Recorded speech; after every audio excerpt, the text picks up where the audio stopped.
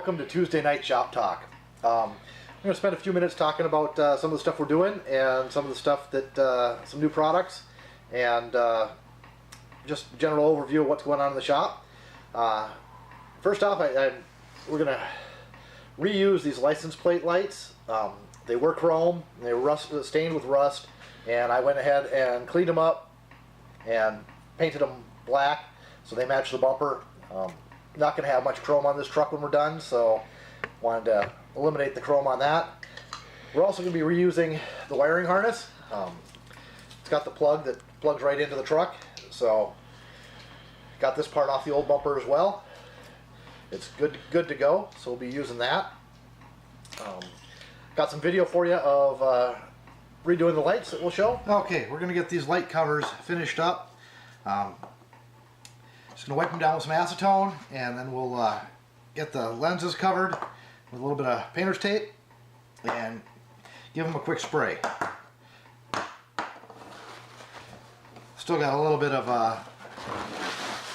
white vinegar dripping out of the backside, but we're not painting that part anyways, so.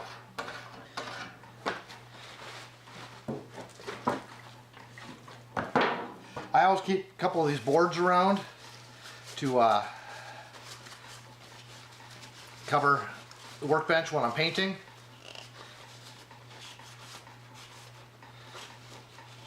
Acetone will take all the grease and dirt off of them. I'm going to wipe them once now, get them as clean as I can so the tape will stick well, and then I'll give them another quick wipe right before we paint.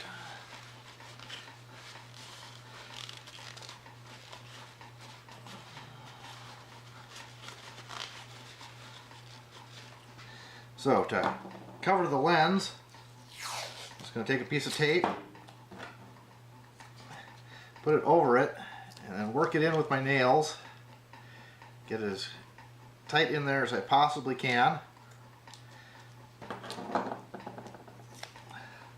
I like these little single edge razor blades for doing this stuff. I do a good job of cutting the tape.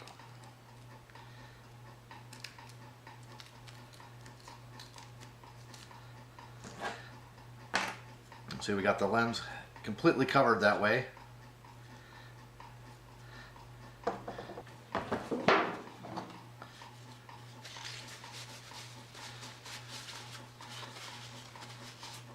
Another wipe. Trying to keep my fingers off the part that I'm going to be painting.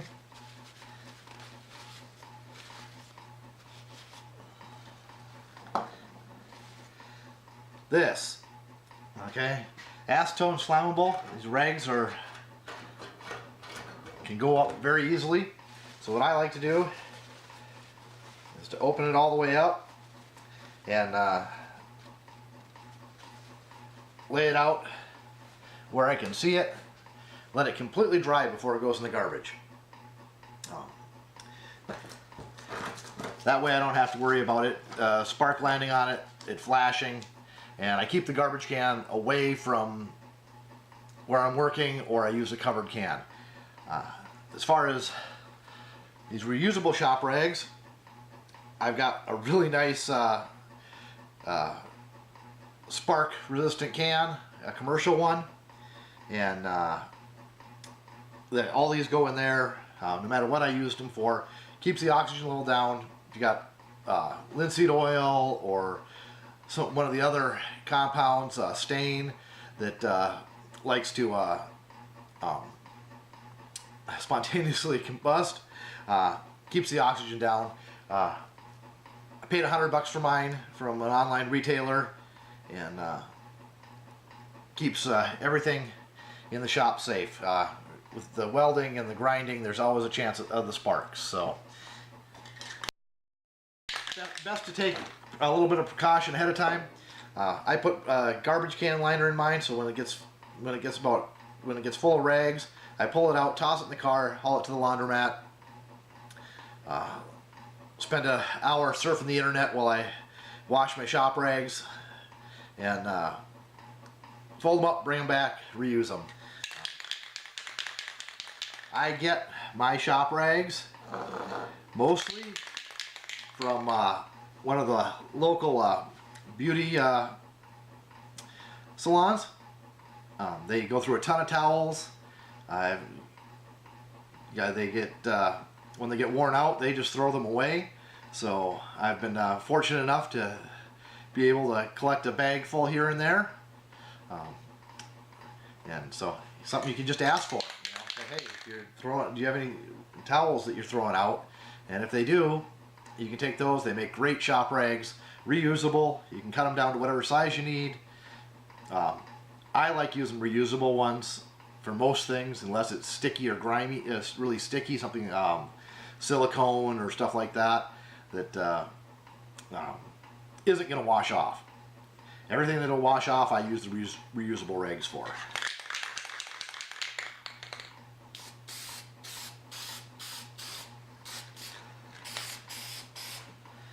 Not worried about the backside on these,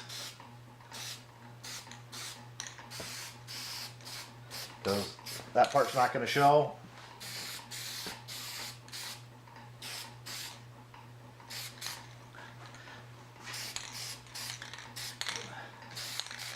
Gonna give them a decent coat. Gonna let it set. I believe the recoat time on this is like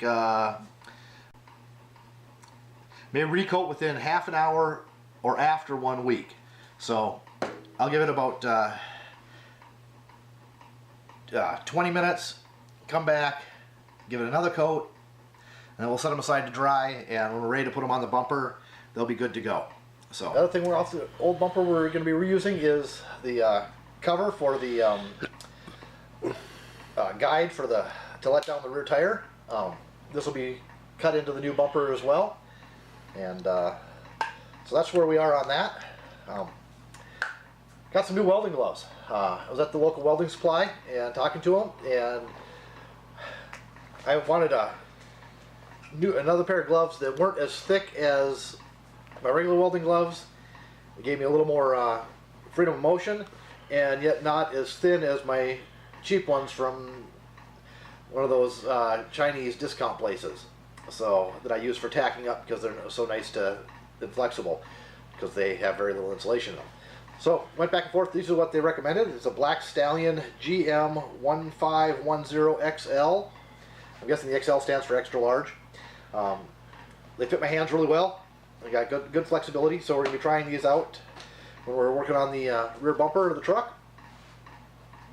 And I'll let you know what I think of them after we've used them for a little bit. But I like the fit, and they do have a little thicker spot here for when you're resting your hand on the hot steel. Gives you a little more protection. Just wanted to talk a little bit more about these gloves that I got at the local welding supply, these Black Stallions. They are really comfortable. I'm really enjoying welding with these on. They protect your hands from the heat like they're supposed to. And the sparks and the spatter, you can see that I've got some use out of them so far, and they are very comfortable.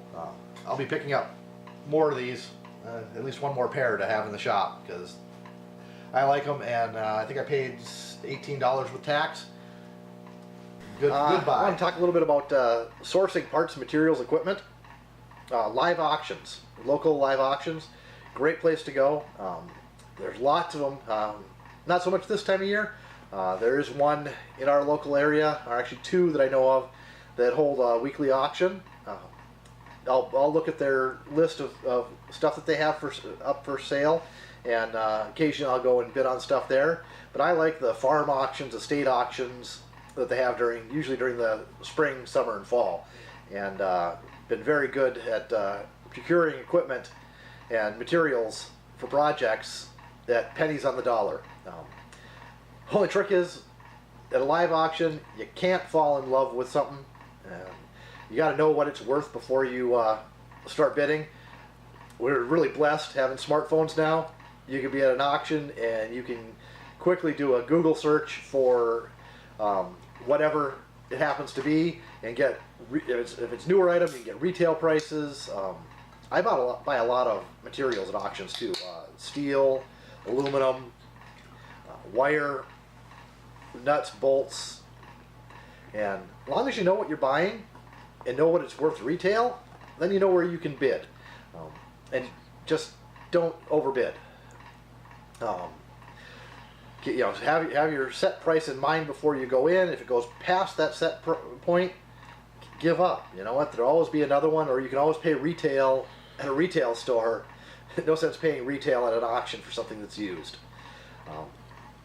Gotten a lot of good deals in the last year. Got my son a nice DeWalt circular saw, brand new. There wasn't even a scratch in the blade. Looks like it had never been used, for about 50 cents on the dollar. So keep your eyes open. Check out the local auctions, and it's a great place to get materials and equipment at a greatly reduced rate. One thing with power tools, if you can, plug them in, give them a try. Nothing worse than saying, oh yeah, I got a great deal, I only paid 10 cents on the dollar for this tool, and you get it home, you plug it in, and it doesn't do anything. It does happen. Sometimes you got to take chances, but most of the time it works out. You just keep your eyes open, look at the condition. If it's really beat up, it's probably not worth your money. So it's a good place to go with that. So got a couple other things we're going to show you in this video, and we'll be right back. Hey, welcome back to the Wood and Metal Workshop. I've had a couple of questions by email about the table that I weld on. This is something that's new to the shop. I've only had it about a little over a month maybe now, and I got this top at an auction. It's 2 inches thick, it's 31 inches wide, 62 inches long. Weighs about 1,200 pounds. About half these holes, or a little over half maybe, are threaded for 5/8 11. The other ones are just 1/2 inch bored holes. Makes an excellent fixturing table. I've been looking for a top like this for a long time. Didn't want to buy a new piece of steel. This one happens to be Blanchard ground. It was a fixture plate for a milling machine, and I saw it and didn't take my own auction advice, and I fell in love with it. Okay, I wasn't going to let it go. Paid a little bit more than I wanted to for it, but way less than a new piece of steel would have cost this size. And tell you what, I can clamp anything down to the top of this. It doesn't move. There's no worries about weldments moving around while you're welding once they're clamped down to this. I'm still working on clamps for this. I've got a couple of different designs right now. I don't have anything that screws into the holes other than a few pieces of steel that I've drilled a hole through so I can use it like a finger clamp. But it works really well. The base is shop built. It's a 2.5 inch square tube with 3/16 wall, and probably adds another 500 pounds to the table. So the table weighs somewhere between 1,500 and 2,000 pounds. It doesn't move. I can't move it at all. You're going to build a table like this, you have to think ahead and know exactly either where you're going to put it, or if you don't have a pallet jack, you have to think of some way of moving it. Now, I scrounged the internet a lot for pictures, and one of the pictures that I found and designs was a jacking system that lifts the table, allows it to sit on the 4 adjustable feet so I can have it perfectly level, which some of you probably already know that I like my weldments to be level. Makes setting up a lot easier. I'm not messing around with squares all the time. I can use a level to make sure that something's where it's supposed to be. So adjustable feet to make it level, a 4-ton jack, some springs, some rod, and 4 casters, and a couple of pumps, and it lifts the feet right off the ground onto the casters. Still not easy to move, but it does move. So you can move it around the shop pretty easily. Ours sits pretty much in this location, at least for now. We may do some future adjustments that are going to, the accessories are going to allow us to have it moved into a slightly different position, but for now this is where it sits. So set her back down. You got a power strip mounted to the side here. I've got power in my vise stand right behind us here, so I plug that in, and I can plug in grinders and drills and whatever needs to be plugged in right here, and I don't have cords running all over the floor, just one. And I've mentioned before, I hate quartz. On this side here, we've got a piece of angle iron. Holds all our angle grinders and a lot of our clamps. Keeps them handy for working on the bench here. On the bottom, we come around this other side. Got a plywood shelf. Right now I've got a lot of miscellaneous stuff in here. I've got my pipe wrenches are in here, some more clamps, dies for the tubing bender, a couple of Craftsman block grinders, which is also something that I probably do a video on. I think it's a really these older Craftsman grinders are a hidden resource. You can usually find them pretty cheap, auctions, Craigslist, and so on, and they're tough as nails. They really take a beating and keep coming back, and their horsepower is a true horsepower. Unlike the modern grinders would say half horsepower, but they're really fairly weak.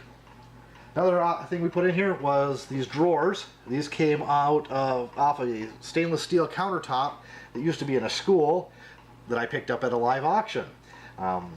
We'll show what I use that stainless steel top for in a future video, but these drawers I decided to put on the bottom of the welding table to hold stuff. In this one, I have all the bolts for clamping stuff down. So those are handy. Allows me to put my clamps in. Got the Allen wrench to go in the bolts, washers, and some lifting rings, which I had to get to lift so I could lift this top and put it on the stand. So those lifting rings will be used in some future videos as well. Center drawer, nothing really in here yet. I got my little tubing bender that I built some time ago, and a ground down bearing race that I use for pressing, used to press some bearings. That's just stuff that gets stored in the center drawer. In the last drawer, I have my oxyacetylene tips, torch tips, and just keep them handy, out of the way. I never had a really good place to store those. I had them in the tool chest, but the tool chest always seems to be full of stuff, so that's where we are on that. So this is the welding table, fixturing table. Total investment right now is about $600, and it works great. It's a little smaller than some people would like to have in their shop, but this is the size I needed to fit in this location. It just works out well for us here in our shop for the size of stuff we do. That's our welding table, and I hope you guys enjoyed it and gave you some ideas for your own welding tables. Have a great night. Don't forget, remember to subscribe, like, and comment.